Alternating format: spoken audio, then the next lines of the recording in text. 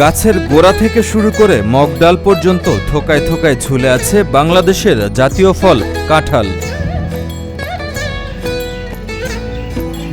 বসতবাড়ির আঙিনা থেকে শুরু করে ফসলি জমির আইল সব জায়গায় গাছেই ঝুলছে কাঁঠাল। চোখের দেখাতেই বোঝা যায় এবার কাঁঠালের ফলন বেশ ভালো হয়েছে। সবুজে শ্যামলে শ্রীপুর, মিষ্টি কাঁঠালে ভরপুর।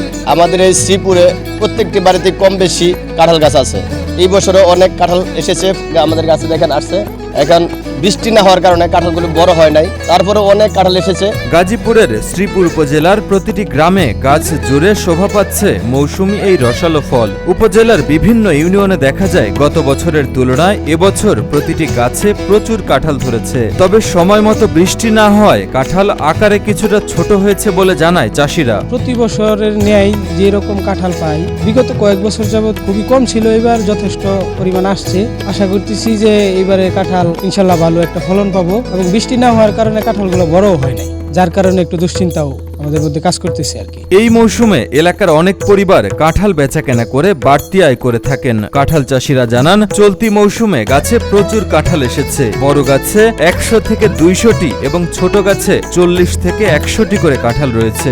যদি বাজার ভালো থাকে তাহলে এবছর ভালো টাকা আয় করতে পারবেন বলে আশা করেন চাষিরা। এবারে মোটামুটি আল্লাহ দিলে ফলন আসছে, যদি আল্লাহ দেয় বাজার ভাগ্য ভালো থাকে তাহলে লাখ দেড় টাকা বেচতে পারবো। কাইটটা বিক্রি করি, বাগানও ডাইরেক্ট বেশি পাঠিয়ে গেছে, নাহলে আমি করতে না বেশি। কাঁঠাল পরিপক্ক হতে আরো 15 থেকে 20 দিনের মতো সময় লাগতে পারে বলে জানান চাষিরা। তারা জানান আকার ভেদে প্রতিটি কাঁঠাল 50 থেকে 200 টাকায় বিক্রি হয়। মৌসুমী ফল কাঁঠাল সংরক্ষণ এবং বাজারজাতের জন্য প্রয়োজনীয় ব্যবস্থা থাকলে চাষিরা কাঁঠালের ভালো দাম পাবেন বলে জানান। এই বছর কাঁঠাল ফলন আলহামদুলিল্লাহ অনেক ভালো। গত বছর রোজা ছিল, দামও পাই নাই, কম ছিল কাঁঠাল। এবারে কাঁঠাল ওই দিক দিয়ে অনেক ভালো হয়েছে। এবারে আশাবাদী আছি দামের জন্য, দাম পাবো কাঁঠাল।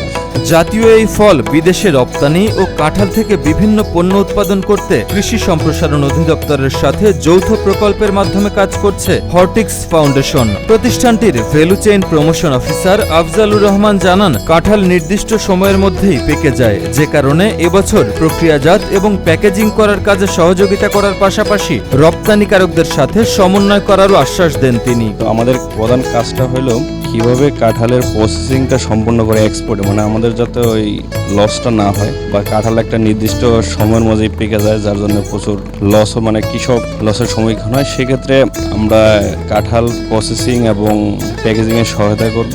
আমরা বিভিন্ন এক্সপোর্টের সাথে কোলাবোরেশনে সহায়তা করব, যাতে আমরা দেশের বাইরেও কাঁঠাল রপ্তানি করতে পারি। উপজেলা কৃষি কর্মকর্তা সুমাইয়া সুলতানা জানান এবার 3690 হেক্টর জমিতে কাঁঠালের ফলন হয়েছে। লক্ষ্যমাত্রা রয়েছে 76,015 মেট্রিক টন। কাঁঠাল বাজারজাত করতে এবং কৃষক যাতে ন্যায্য মূল্য পান সেজন্য ব্লক সুপারভাইজাররা মাঠে কাজ করে যাচ্ছেন বলে জানান এই কর্মকর্তা। আমরা চাচ্ছি যে কৃষক যেন ন্যায্য মূল্য পায়, সেই ব্যাপারে আমরা কৃষকদেরও পরামর্শ দিচ্ছি এবং যাতে আমরা কৃষকদের সহযোগিতা করতে পারি সেই ব্যাপারে আমাদের সহকারী কৃষি কর্মকর্তাদের মাধ্যমে আমরা তাদেরকে তথ্য প্রদান করে যাচ্ছি।